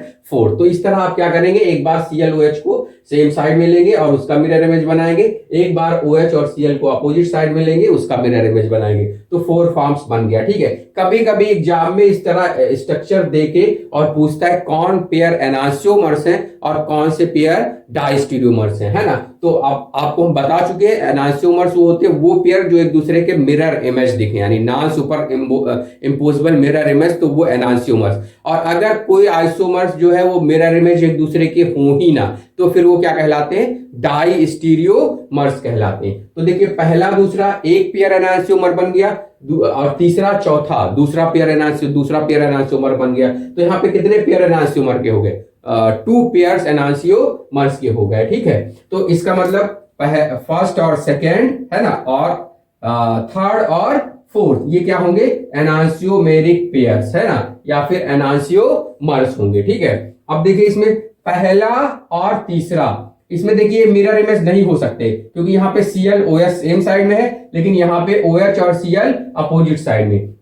तो पहला तीसरा तो मिरर इमेज है ही नहीं है, तो मिरर इमेज नहीं है तो क्या है, ये पहला तीसरा डाइस्टीरियोमर हो गया, है ना। इसी तरह पहला और चौथा, यानी ये फर्स्ट एंड फोर्थ, ये भी एक दूसरे के मिरर इमेज नहीं है, तो ये भी क्या हो गया, डाइस्टीरियोमर हो गए। अब सेकेंड और थर्ड ये भी एक दूसरे के मिरर इमेज नहीं है, और सेकंड और फोर्थ ये भी एक दूसरे के मिरर इमेज नहीं है। ठीक है, तो अब ऐसे जो एक दूसरे के मिरर इमेज ना हो वो डाइस्टीरियोमर्स कहलाते हैं। यानी कितने पेयर्स हो गए, ये डाइस्टीरियोमेरिक पेयर्स हो गए, कितने, यानी 4 पेयर्स बन गए डाइस्टिरियोमर्स के, ठीक है। तो यानी ऐसे आइसोमर्स जो एक दूसरे के non superimposable mirror image हो तो वो एनांसियोमर्स, और अगर ऐसे पेयर्स जो एक दूसरे के मिरर इमेज ना हो तो वो कहलाते हैं डाइस्टीरियोमर्स कहलाते हैं। तो एग्जाम में एनांसियोमर्स और डाइस्टीरियोमर्स हो सकता है, कौन एनांसियोमर्स हो सकते हैं, कौन डाइस्टीरियोमर्स। तो आप उनको देख लीजिए कौन एक दूसरे के मिरर इमेज है, कौन एक दूसरे के मिरर इमेज नहीं है, ठीक है। अब हम आगे बढ़ते हैं। देखिए अब हम ऐसे कंपाउंड में लेते हैं जिसमें 2 कायरल कार्बन समान हो, यानी optical activity of compounds containing 2 similar chiral carbons, है ना, जिसमें कितने 2 समान कायरल कार्बन्स हो। जैसे अब इसका इंपॉर्टेंट है टार्टेरिक एसिड। तो कभी कभी एग्जाम में बोलता है टार्टेरिक एसिड की ऑप्टिकल एक्टिविटी को एक्सप्लेन करिए, या फिर ऐसा क्वेश्चन पूछ सकता है कि टार्टेरिक एसिड कितने आइसोमेरिक फॉर्म में पाया जाएगा, ठीक है। तो टार्टेरिक एसिड में देखो ये कार्बन कायरल कार्बन, ये भी कार्बन कैसा है, कायरल कार्बन, और दोनों कार्बन कैसे हैं, सेम है, क्योंकि इससे भी OH लगा, इससे भी OH लगा, इस कार्बन से H, इस कार्बन से H, इस कार्बन पे COOH, इस कार्बन पे COOH। तो जो ग्रुप इस कार्बन पे लगे हैं वही ग्रुप इस कार्बन पे लगे हैं, ठीक है। इसका मतलब ये कैसा है, ये है 2 समान कायरल कार्बन, है ना, टार्टेरिक एसिड, है ना। तो टार्टेरिक एसिड में 2 कायरल कार्बन है। अब जब भी समान कायरल कार्बन आते हैं तो 2 पावर n फार्मूला जो हम यहां पे लगाए थे, 2 पावर n फार्मूला, उससे हमेशा कम ही आइसोमेरिक फॉर्म में ये पाया जाता है, ठीक है। ऐसा क्यों, क्योंकि जब 2 कायरल कार्बन सेम हो जाएंगे, है ना, तो उसमें प्लेन ऑफ सिमेट्री आ सकता है, और जब प्लेन ऑफ सिमेट्री आ जाएगा तो हो जाएगा ऑप्टिकली इनएक्टिव। जैसे यहां पे देखते हैं, अब ये कितने फॉर्म में, इट एग्जिस्ट इन 3 फॉर्म्स, यानी कितने फॉर्म में मौजूद होता है, 3 फॉर्म्स में पाया जाता है, ठीक है। अब देखिए इसमें क्या करते हैं, इसका हम बना लेते हैं फिशर प्रोजेक्शन। पहले यहाँ पे देखिए एक वर्टिकल लाइन में कार्बन चेन बनाए, एक COOH ऊपर और एक COOH नीचे, और यहाँ पे आपका दूसरे और तीसरे कार्बन पे OH सेम डायरेक्शन में ले आए। अब जब OH सेम डायरेक्शन में ले आएंगे तो यहाँ बीच से हम एक अगर प्लेन पास करें, है ना, और एक प्लेन से मॉलिक्यूल को हम बाइसेक्ट करें यानी डिवाइड करें, तो एक पार्ट ऊपर आ जाएगा, एक पार्ट नीचे। अब ये पार्ट इस पार्ट का है मिरर इमेज, यानी H का इमेज H, OH का इमेज OH, COOH का इमेज COOH। तो यहाँ पे इस पार्ट का ये पार्ट मिरर इमेज बन रहा है। तो इसका मतलब अब ये अगर ऐसा होता है कहीं मॉलिक्यूल 2 भागों में डिवाइड हो जाए इक्वल पार्ट में, और एक पार्ट दूसरे पार्ट का जो है मिरर इमेज हो, तो ये जो प्लेन इसको काट रहा है ये कहलाएगा प्लेन ऑफ सिमेट्री। तो अब जहां भी जिस केस में प्लेन ऑफ सिमेट्री आ जाएगा वो हो जाएगा ऑप्टिकली इनएक्टिव। है कैसा होगा वो, ऑप्टिकली इनएक्टिव, है ना। इसका मतलब वो केवल एक ही फॉर्म में पाया जाएगा, वो D और L फॉर्म में नहीं एग्जिस्ट करेगा, ठीक है। उसका केवल अब वो फॉर्म कौन सा फॉर्म कहलाएगा, मीजो फॉर्म कहलाएगा, ठीक है। यानी ऐसे कंपाउंड्स जिनके पास 2 या 2 से ज्यादा कायरल कार्बन हो, है ना, और वो ऑप्टिकली इनएक्टिव हो, किसके कारण, प्लेन ऑफ सिमेट्री प्रेजेंस होने के कारण, तो ऐसे कंपाउंड को बोलेंगे मीजो कंपाउंड, है ना। यानी अब मीजो कंपाउंड का एग्जाम में ये भी पूछ सकता है, मीजो कंपाउंड या मीजो कंपाउंड्स किसे कहते हैं। तो मीजो कंपाउंड समझ में आ गया होगा, यानी द कंपाउंड्स व्हिच कंटेन 2 और more chiral carbons but are optically inactive due to presence of plane of symmetry are called meso compounds, है ना। तो जिसमें क्या हो, 2 या 2 से ज्यादा कायरल कार्बन्स हो लेकिन प्लेन ऑफ सिमेट्री के कारण वो ऑप्टिकली इनएक्टिव हो जाए तो उन्हें कहते हैं मेसो कंपाउंड्स कहते हैं। तो एग्जाम में अगर आता है मेसो कंपाउंड्स तो इस तरह आप डिफिनेशन लिख दीजिएगा, और ये वाला आप क्या करिएगा, यहाँ पे एग्जाम्पल बना दीजिएगा, ठीक है। अब देखिए इसका हम दूसरा फॉर्म देखते हैं। अब एक बार तो हमने OH ग्रुप को सेम साइड में लिया था, अब हम OH और OH ग्रुप को अपोजिट साइड में ले लिए। वर्टिकल लाइन है, एक OH आपका राइट में, एक OH लेफ्ट में है ना। तो अब देखिए यहाँ पे प्लेन ऑफ सिमेट्री नहीं हुआ, क्योंकि इक्वल पार्ट में अगर हम बीच से काटें तो OH का इमेज OH बनना चाहिए, लेकिन यहाँ OH का इमेज नहीं बन रहा है, H है यहाँ पे OH का इमेज नीचे OH बनना चाहिए लेकिन वो भी नहीं है, H है यहाँ पे। तो यहाँ पे प्लेन ऑफ सिमेट्री नहीं है, तो ये कैसा हो जाएगा, ऑप्टिकली एक्टिव हो जाएगा। और जो ऑप्टिकली एक्टिव होगा वो क्या होगा, अगर मिरर सामने रखेंगे तो non superimposable mirror image बनाएगा। तो इसका मतलब ये कितने फॉर्म में बन जाएगा, 2 फॉर्म्स में D और L फॉर्म्स, है ना। तो ये क्या हो गया, एनांसियोमर्स, ये भी बन गया, ठीक है। तो टोटल कितने हो गए, एक पहला हो गया और एक दूसरा हो गया और एक तीसरा। दूसरा और तीसरा क्या है, एनांसियोमर्स है ना। अब देखिए पहला और दूसरा, ये पहला दूसरा क्या हो गए, फर्स्ट और सेकंड क्या होंगे, देखिए अब फर्स्ट और सेकंड एक दूसरे के मिरर इमेज है ही नहीं है, तो आप लोग बता सकते हैं क्या होंगे, डाई स्टीरियोमर्स। इसी तरह फर्स्ट और थर्ड क्या होंगे, ये भी एक दूसरे के मिरर इमेज नहीं है, तो ये क्या होंगे, डाई स्टीरियोमर्स होंगे। ठीक है, तो चलिए अब हम यहाँ पे इस यूनिट में अगला टॉपिक देख ले रहे हैं। अब ये है हमारा कॉन्फ़िगरेशन। ठीक है, कॉन्फ़िगरेशन क्या होता है, कॉन्फ़िगरेशन जो है किसी कार्बन या कायरल कार्बन के चारों तरफ जो डिफरेंट ग्रुप्स का स्पेशियल अरेंजमेंट होता है उसे हम बोलते हैं कॉन्फ़िगरेशन, यानी spatial arrangement of different groups around chiral carbon is called configuration, है ना। और it is of two types, ये कितने तरह का होता है, दो तरह का होता है। एक रिलेटिव कॉन्फ़िगरेशन होता है जिसे हम डी और एल में रिप्रेजेंट करते हैं, और एक होता है एब्सोल्यूट कॉन्फ़िगरेशन जिसको हम आर और एस में रिप्रेजेंट करते हैं। ठीक है, अब देखिए डी और एल रिलेटिव कॉन्फ़िगरेशन। ठीक है, तो रिलेटिव कॉन्फ़िगरेशन में क्या होता है, यहां हम एक रेफरेंस यूज करते हैं ग्लिसरॉल्डिहाइड, है ना। तो यहाँ पे ये इसमें जब ये आपका फिशर प्रोजेक्शन है ग्लिसरॉल्डिहाइड का, फिशर प्रोजेक्शन में यानी ग्लिसरॉल्डिहाइड के फिशर प्रोजेक्शन में अगर OH राइट साइड में हो तो इसका कॉन्फ़िगरेशन होता है डी, है ना। और अगर ग्लिसरॉल्डिहाइड के फिशर प्रोजेक्शन में OH लेफ्ट साइड में हो तो इसका कॉन्फ़िगरेशन होता है एल। तो इसका मतलब कहीं भी अगर ग्रुप का जो पोजीशन है अगर वो आपका राइट साइड में है ना, यानी OH का पोजीशन किसी कंपाउंड में राइट साइड में है फिशर प्रोजेक्शन में, तो उसका कॉन्फ़िगरेशन क्या होगा, डी। और अगर फिशर प्रोजेक्शन में किसी कंपाउंड में OH कहाँ है, लेफ्ट साइड में है, तो वो क्या होगा, उसका एल कॉन्फ़िगरेशन। ठीक है, जैसे अगर हमारे पास यहाँ पे कोई आपका OH और ये H और ये CH3, ठीक है, और ये आपका OH और ये आपका H और ये CH3, ठीक है। तो यहाँ पे देखो इस कार्बन पे OH कहाँ है, इस कार्बन पे OH राइट साइड में है, तो इस पे कौन सा कॉन्फ़िगरेशन होगा, इस पे होगा डी कॉन्फ़िगरेशन। इसमें इस कार्बन कायरल कार्बन पे भी OH राइट में है, तो ये क्या होगा, ये भी होगा डी कॉन्फ़िगरेशन। ठीक है, इसी तरह अगर कहीं पे OH कहाँ हो, लेफ्ट में आ जाए, ठीक है, इस तरह अगर कहीं OH जो है लेफ्ट में आ जाए, तो अब देखिए यहाँ पे आपका क्या हो गया, दोनों कार्बन पे OH फिशर प्रोजेक्शन में लेफ्ट में है,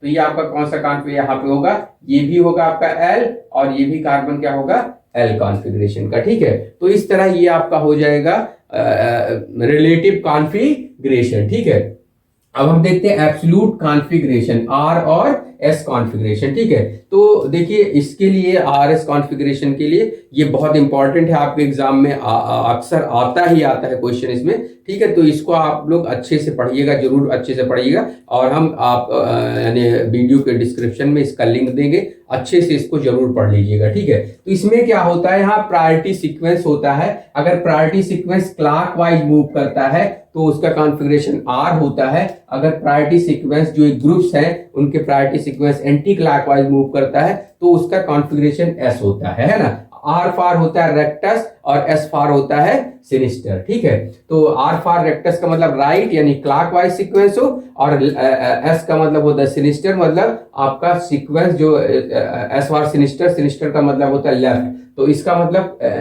सीक्वेंस एंटी क्लॉकवाइज हो। ठीक है, अब यहाँ पे देखिए हम क्या करते हैं, आरएस कॉन्फ़िगरेशन डिटरमाइन करने के लिए सबसे पहले क्या करते हैं, कायरल कार्बन को देखेंगे, इसके 4 डिफरेंट ग्रुप्स देखेंगे और इनकी प्रायोरिटी सीक्वेंस हम बता ले यानी असाइन करेंगे, है ना।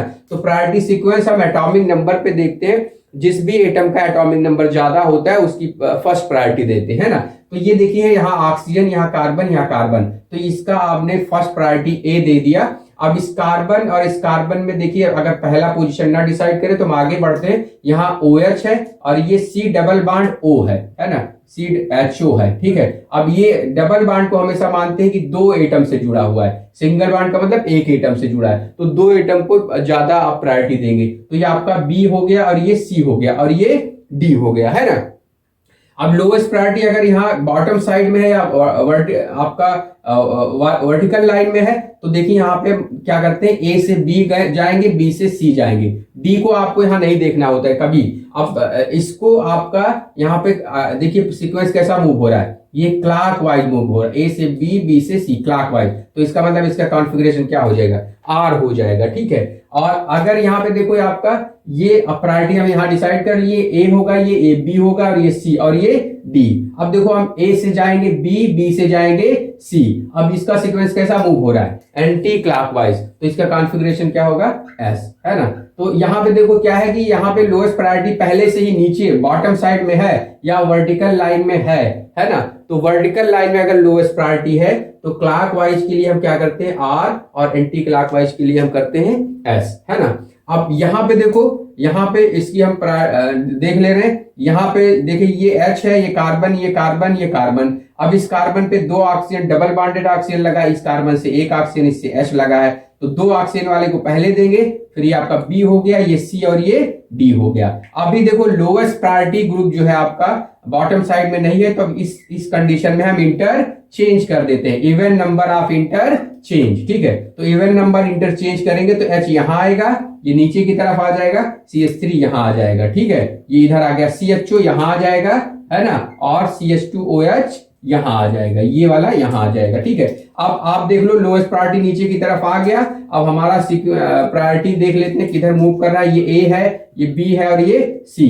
तो हम A से बढ़े B, B से बढ़े C, D पे नहीं जाना होता है आपको, है ना। तो ये कैसा है, क्लॉकवाइज। तो इसका कॉन्फ़िगरेशन कैसा हो गया, आर कॉन्फ़िगरेशन। अब आप देखिए एग्जाम में तो यही मेथड यूज करेंगे, इंटरचेंज मेथड, एक कायरल कार्बन के लिए, ठीक है। आप इसको डायरेक्ट भी निकाल सकते हैं, है ना।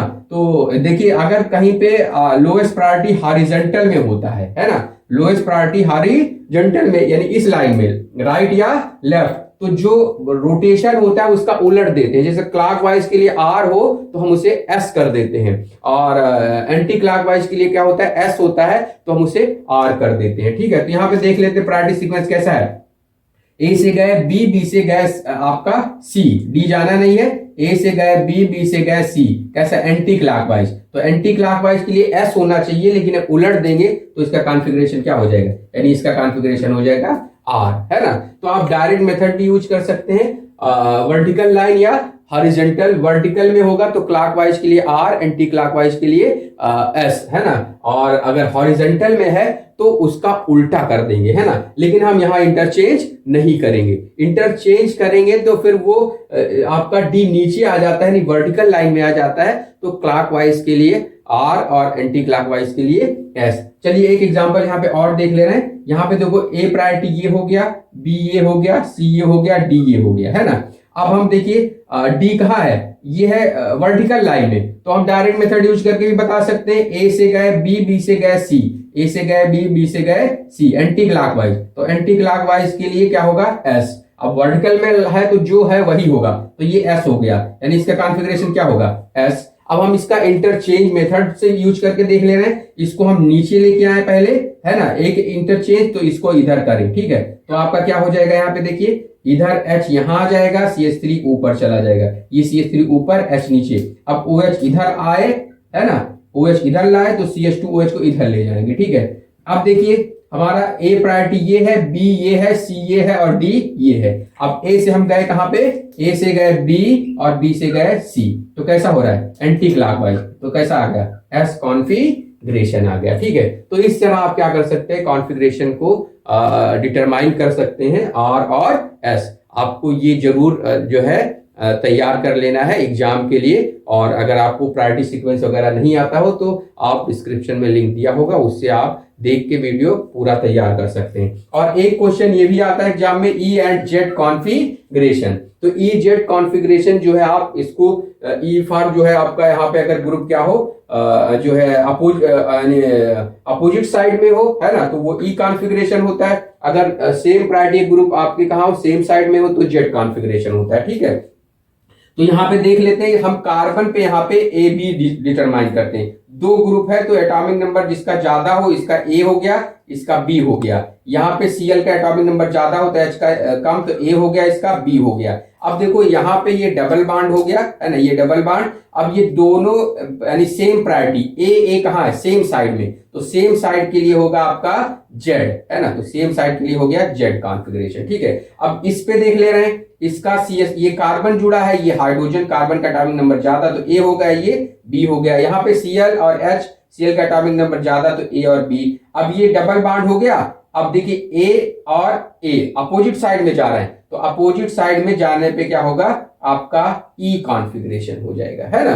तो आपका जेड आपका होता है सेम साइड में हो, ई का मतलब आपका जब कहा हो priority, same priority group opposite side में, है ना। और आपका क्या देखिए यहाँ पे ये ए हो गया, ये बी हो गया, ये ए हो गया और ये बी हो गया, ठीक है। अब देखिए CH2OH है, ऑक्सीजन से लगा है, CH3 है, तो इसी को ऑक्सीजन को प्रायोरिटी देंगे। ये CH2 CH3 से एक कार्बन आगे लगा, इससे हाइड्रोजन लगा है, तो कार्बन को प्रायोरिटी देंगे। तो ये ए कहाँ है, सेम साइड में, तो सेम साइड में जेड होगा। इसका भी कॉन्फ़िगरेशन के लिए हम आपको डिस्क्रिप्शन में लिंक दे देंगे, उससे आप अच्छे से इसको सीखिएगा। तो ये एग्जाम के पॉइंट ऑफ व्यू से बहुत इंपॉर्टेंट है, आपको इसको सीखना ही सीखना है। देखिए अब इसके बाद यहाँ पे हम देखते हैं इरीथ्रो एंड थ्रियो कॉन्फ़िगरेशन।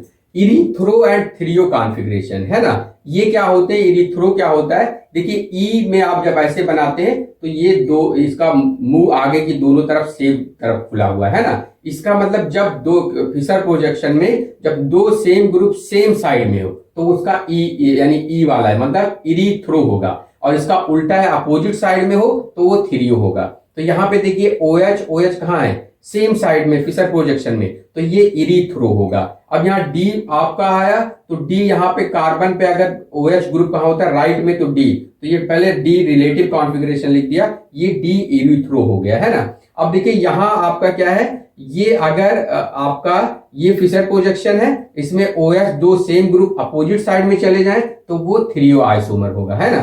तो अब ये डी इसका भी है, क्योंकि नीचे वाले कार्बन पे कॉन्फ़िगरेशन क्या है, रिलेटिव कॉन्फ़िगरेशन है, OH राइट में, तो डी ये हो गया आपका। तो इरीथ्रो का मतलब ग्रुप फिशर प्रोजेक्शन में दो सेम ग्रुप कहाँ हो, सेम साइड में हो, और थ्रियो का मतलब दो सेम ग्रुप फिशर प्रोजेक्शन में अपोजिट साइड में हो, ठीक है। तो ये आपका थ्रियो कहलाएगा। तो चलिए हम अब अगला टॉपिक ले रहे हैं, कन्फॉर्मेशंस, है ना। देखिए कन्फॉर्मेशंस क्या होता है, कन्फॉर्मेशंस जो होते हैं मॉलिक्यूल के डिफरेंट स्पेशियल अरेंजमेंट होते हैं, जो कि कार्बन कार्बन सिग्मा बॉन्ड के रोटेशन से मिलते हैं। यानी different spatial arrangements of a molecule which are obtained by rotation about carbon carbon sigma bond are called conformations, है ना। तो जो डिफरेंट स्पेशियल अरेंजमेंट्स होंगे किसी मॉलिक्यूल के, जो कि किससे मिलेंगे, रोटेशन से मिलेंगे, कार्बन कार्बन सिग्मा बॉन्ड के रोटेशन से, तो उन्हीं को बोलेंगे हम कन्फॉर्मेशंस बोलेंगे, ठीक है। अब देखिए हम यहाँ पे एग्जांपल लेते, यानी कन्फॉर्मेशन ऑफ इथेन या कन्फॉर्मेशनल एनालिसिस ऑफ इथेन, हम यहाँ पे एनालिसिस करेंगे इसमें। तो देखिए क्या है यहाँ पे, ये आप यहाँ पे मॉलिक्यूल को न्यूमन प्रोजेक्शन में कंसीडर करेंगे। न्यूमन प्रोजेक्शन में क्या होता है, एक फ्रंट कार्बन होता है, बैक कार्बन, तो फ्रंट कार्बन को ऐसे वाई स्ट्रक्चर में बनाते हैं, बैक कार्बन को सर्किल में बनाते हैं, और तीन बॉन्ड को ऐसे बाहर की तरफ निकालते हैं, ठीक है। तो यहाँ पे हमने क्या करा है, ये फ्रंट कार्बन वाई स्ट्रक्चर में बना हुआ है ना, और ये बैक कार्बन सर्किल में बना हुआ है, ठीक है, और इससे हाइड्रोजन निकले हुए हैं, ठीक है। तो ये देखिए फ्रंट कार्बन को हम क्या करेंगे, यहाँ पे रोटेट करेंगे, है ना। तो फ्रंट कार्बन को हम यहाँ रोटेट करेंगे कितने डिग्री, 60 डिग्री। यहाँ पे हम रोटेट करेंगे, ये वाला बात यहाँ आएगा, मतलब ये वाला यहाँ आ जाएगा, और ये वाला हाइड्रोजन यहाँ आ जाएगा, और ये वाला हाइड्रोजन यहाँ आ जाएगा। तो ये रोटेट करके यहाँ पहुंच गया, ये रोटेट करके यहाँ पहुंचा, और ये रोटेट करके यहाँ पहुंचा। तो एक आपका यानी 60 डिग्री रोटेट करने पे ये वाला आपका अरेंजमेंट मिला, या ये कन्फॉर्मेशन मिला, ठीक है। अब फिर इसको 60 डिग्री रोटेट कराएंगे, यहाँ पे आ गया, है ना। तो ये हाइड्रोजन इसके पास आ जाएगा, इसके पास, ये हाइड्रोजन इसके पास, और ये हाइड्रोजन इसके पास आ जाएगा, ठीक है। तो ये वाला कन्फॉर्मेशन मिल जाएगा। फिर इसको 60 डिग्री रोटेट कराएंगे तो ये हाइड्रोजन यहाँ आ जाएगा, मतलब ये हाइड्रोजन यहाँ आ गया, और ये इधर आ जाएगा, और ये इधर, यानी ये यहाँ आ गया, यहाँ आ गया। फिर क्या करेंगे, 60 डिग्री रोटेट कराएंगे तो ये हाइड्रोजन यहाँ, और ये हाइड्रोजन यहाँ, और ये वाला हाइड्रोजन यहाँ आ जाएगा, ठीक है, यानी यहाँ इसके पास आ गया। फिर रोटेट कराएंगे इस हाइड्रोजन को यहाँ पे 60 डिग्री पे, तो यहाँ आ जाएगा, और ये वाला आपका यहाँ, ये और आपका जो है ये वाला यहाँ आ जाएगा और ये वाला यहाँ आ जाएगा, ठीक है। फिर रोटेट कराएंगे तो ये अपने ओरिजिनल पोजीशन में लौट आएगा, यानी पहले स्ट्रक्चर में लौट आएगा, ठीक है। तो देखिए यहाँ पे इनके स्ट्रक्चर को बोलते क्या है, जैसे अगर ये पहला यानी फ्रंट कार्बन का हाइड्रोजन और बैक कार्बन का हाइड्रोजन एक ही लाइन में हो, ऐसे आगे पीछे हो, सामने से, है ना, यानी इसमें जब इसको बोलते हैं हम यहाँ पे डाइहेड्रल एंगल या टॉर्जन एंगल जो होगा यहाँ पे, ये यानी दोनों हाइड्रोजन के बीच एंगल जो होगा वो 0 डिग्री होगा, है ना। तो वो कन्फॉर्मेशन कहलाएगा इक्लिप्स्ड कन्फॉर्मेशन, ठीक है। और जब यहाँ पे आपका एंगल फ्रंट कार्बन हाइड्रोजन और बैक कार्बन हाइड्रोजन यानी इसको क्या हो जाए 60 डिग्री आ जाए, तो ये हो जाएगा एक स्टैगर्ड कन्फॉर्मेशन, ठीक है। अब देखिए 60 डिग्री रोटेट किया तो इक्लिप्स चेंज हुआ स्टैगर्ड में, फिर 60 डिग्री रोटेट हुआ तो स्टैगर्ड चेंज हुआ इक्लिप्स में, फिर 60 डिग्री रोटेट हुआ तो इक्लिप्स कन्वर्ट हुआ स्टैगर्ड में, फिर 60 डिग्री रोटेट हुआ तो क्या हुआ जो है आपका स्टैगर्ड कन्वर्ट हुआ इक्लिप्स में, फिर ये 60 डिग्री रोटेट किया फ्रंट कार्बन तो फिर क्या हुआ ये आपका इक्लिप्स स्टैगर्ड, फिर स्टैगर्ड किसमें गया इक्लिप्स में, यानी 60 डिग्री यहाँ पे रोटेट करके ये इतने सारे स्ट्रक्चर मिले, ठीक है। तो अब देखिए यहाँ पे आपको ये देखना है कौन ज्यादा स्टेबल होगा, इक्लिप्स स्टेबल होगा या स्टैगर्ड स्टेबल होगा, है ना। अब देखिए यहाँ पे ये हाइड्रोजन बिल्कुल पास में है ना, तो जब बिल्कुल पास में है तो यहाँ पे क्या होगा मोर रिपल्शन होगा, ठीक है। अब मोर रिपल्शन होगा यहाँ पे, इसका मतलब जब ज्यादा रिपल्शन होगा तो एनर्जी ज्यादा होगी, और एनर्जी ज्यादा होगी तो स्टेबिलिटी कम होगी। और यहाँ पे देखिए क्या है 60 डिग्री पे है तो ये हाइड्रोजन दूर है, तो यहाँ पे क्या होगा लेस रिपल्शन होगा, तो लेस रिपल्शन होगा तो एनर्जी क्या होगा कम और स्टेबिलिटी क्या होगा ज्यादा, ठीक है। तो यहाँ पे आपके देखिए पहला यानी फर्स्ट, थर्ड आपका और आपका फिफ्थ एंड सेवन, यानी first, third, fifth and seven, ये क्या है इक्लिप्स्ड कन्फॉर्मेशन है, ठीक है। और आपका सेकेंड आपका हो गया, और आपका कौन सा हो गया देखिए सेकेंड आपका, और फोर्थ और आपका सिक्स, सेकेंड, फोर्थ और सिक्स, ये कैसे हो गए स्टैगर्ड, है ना। तो इक्लिप्स की एनर्जी क्या होती है हाई एनर्जी होगा, है ना, इसकी एनर्जी क्या होगा हाई एनर्जी, है ना। अब हाई एनर्जी होगा तो क्या होगा ये लेस स्टेबल हो जाएगा, ठीक है, ये लेस स्टेबल होगा। और जो स्टैगर्ड होता है इसकी एनर्जी क्या होगी लो एनर्जी, है ना। लो एनर्जी क्यों होगी क्योंकि यहाँ रिपल्शन कम होगा, हाइड्रोजन दूर दूर है, तो ये आपका क्या होगा मोर स्टेबल हो जाएगा, ठीक है। तो इस तरह ये हो गया आपका इक्लिप्स और स्टैगर्ड, स्टैगर्ड ज्यादा स्टेबल होते हैं, इक्लिप्स्ड कम स्टेबल होते हैं, ठीक है। अब देखिए इसके बाद हम आगे बढ़ते हैं कन्फॉर्मेशंस ऑफ नॉर्मल ब्यूटेन, ये आपका बहुत इंपॉर्टेंट है, एग्जाम में बहुत पूछता है ना। कन्फॉर्मेशंस ऑफ ये आपका कन्फॉर्मेशंस ऑफ नॉर्मल ब्यूटेन, ये एग्जाम के लिए आपके बहुत इंपॉर्टेंट है, ठीक है।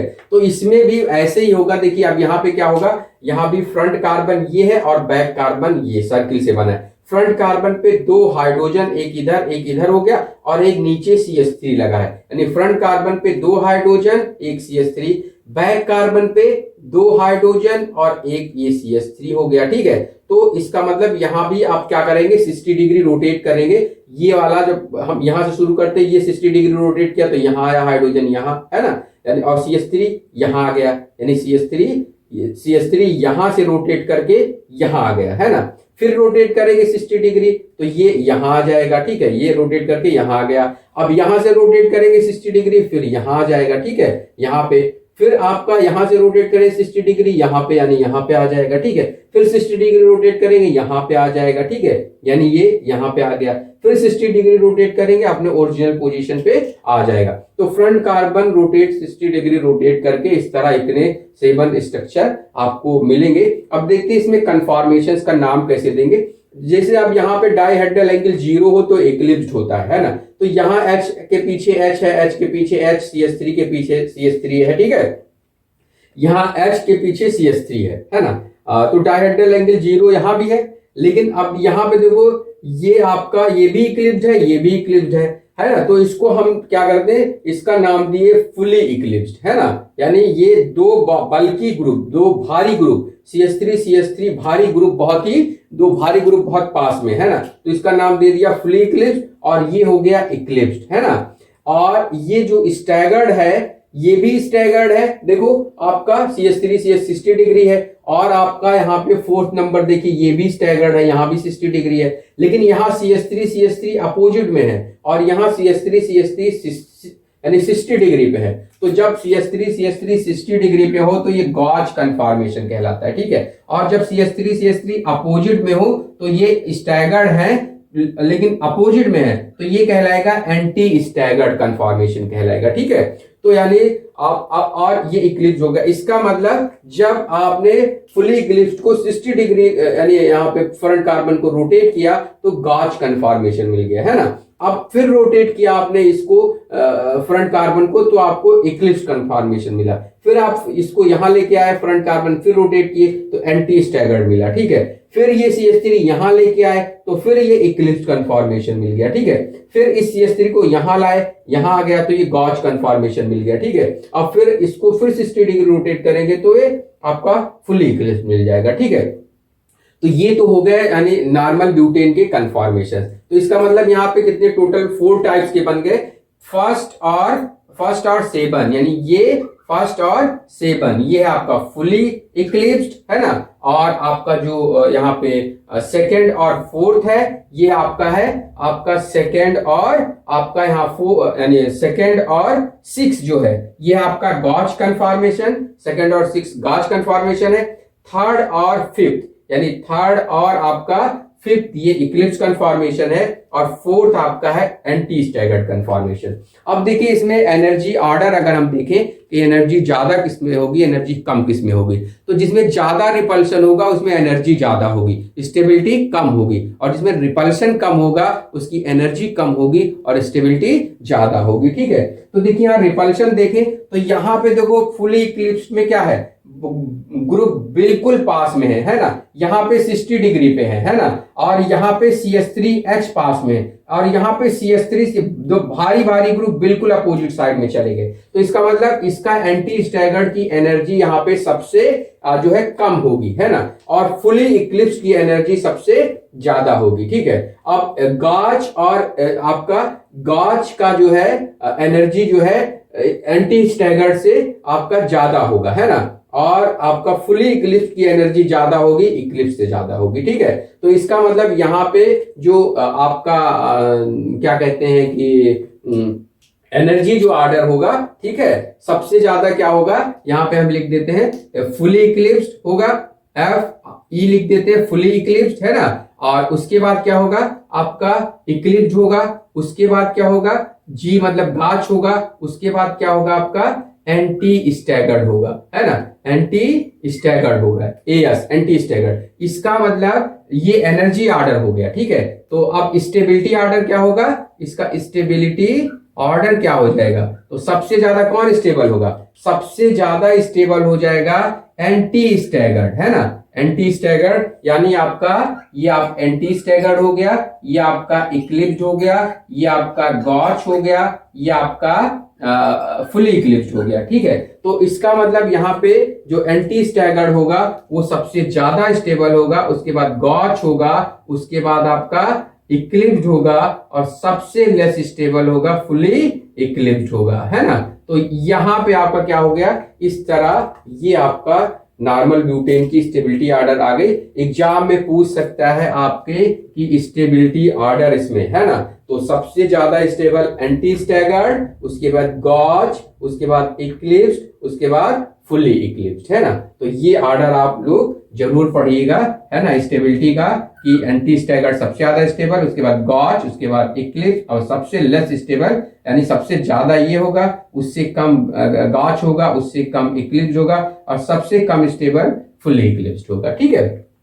तो ये हो गया नॉर्मल ब्यूटेन का कन्फॉर्मेशंस और इनकी एनर्जी और इनकी स्टेबिलिटी ऑर्डर, है ना। अब हम देख लेते हैं कन्फॉर्मेशन ऑफ साइक्लोहेक्सेन या कन्फॉर्मेशनल एनालिसिस ऑफ साइक्लोहेक्सेन, ठीक है। तो यहाँ पे क्या होगा, यहाँ भी साइक्लोहेक्सेन में कार्बन कार्बन सिग्मा बॉन्ड के रोटेशन से कई सारे आइसोमर्स बनेंगे। ठीक है, तो देखिए यहाँ पे आपका देखिए जो आइसोमर्स इंपॉर्टेंट आइसोमर्स हैं वो है चीयर फॉर्म यानी चीयर आइसोमर, यहाँ बोट फॉर्म आपका हो गया। ठीक है, ये बोट फॉर्म हो गया, ट्विस्ट बोट हो गया और हाफ चीयर हो गया। ठीक है, ये आइसो मतलब इसमें कन्फॉर्मेशन, ये इंपॉर्टेंट कन्फॉर्मेशन हो गए किसके, यानी साइक्लोहेक्सेन के। ठीक है, तो साइक्लोहेक्सेन जो है ये हमेशा चीयर फॉर्म में होता है ना।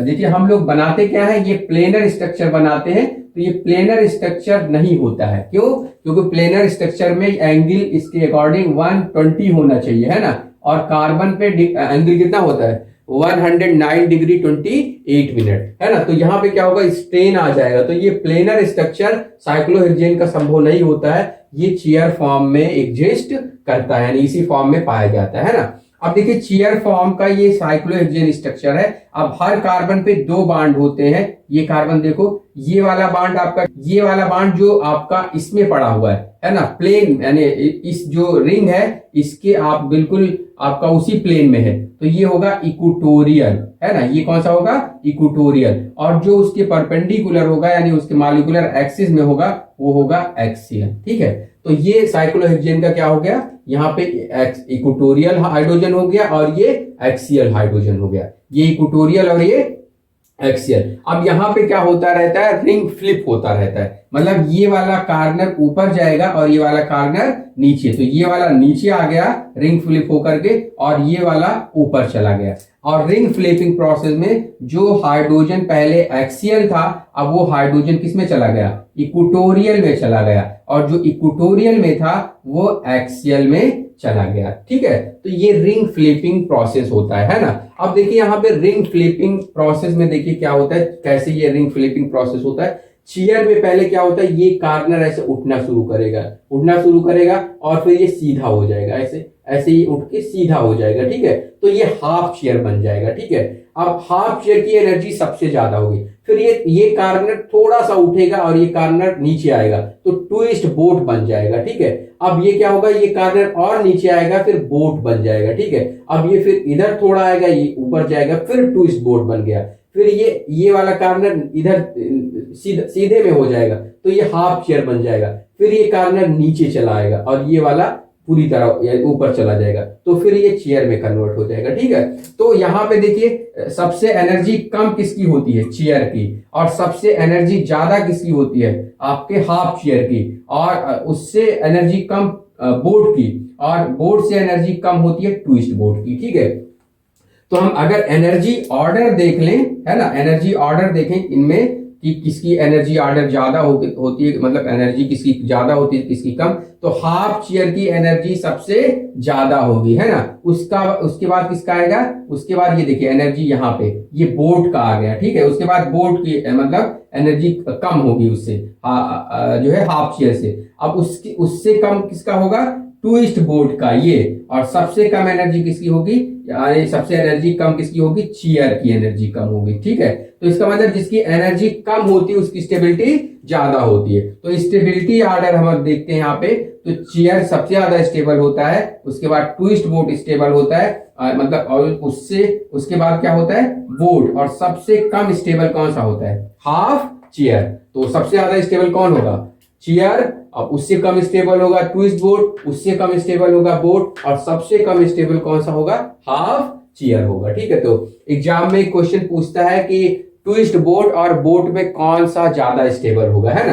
तो ट्विस्ट बोट और बोट में कौन ज्यादा स्टेबल होगा, ट्विस्ट बोट ज्यादा स्टेबल होगा बोट कन्फॉर्मेशन से। अब इसका रीजन क्या होता है, देखिए आप ये लिख सकते हैं ट्विस्ट बोट की एनर्जी कम है, बोट की एनर्जी ज्यादा है ना।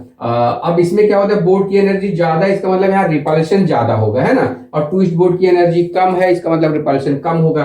तो यहाँ पे देखिए क्या है, ये हाइड्रोजन जो होते हैं यहाँ पे, अब ये इस तरह दो हाइड्रोजन होंगे, तो ये हाइड्रोजन बिल्कुल पास में होंगे, तो यहाँ पे क्या आ जाएगा, यहाँ पे आ जाएगा रिपल्शन, है ना, ज्यादा रिपल्शन हो जाएगा। यहाँ पे हाइड्रोजन क्या होते हैं, यहाँ पे हाइड्रोजन दूर चले जाएंगे। ठीक है, तो यहाँ पे क्या होगा, यहाँ पे लेस रिपल्शन होगा। ठीक है, यहाँ पे लेस रिपल्शन, है ना, किसके बीच, हाइड्रोजन और ये जो हाइड्रोजन है इनके बीच लेस रिपल्शन हो जाएगा।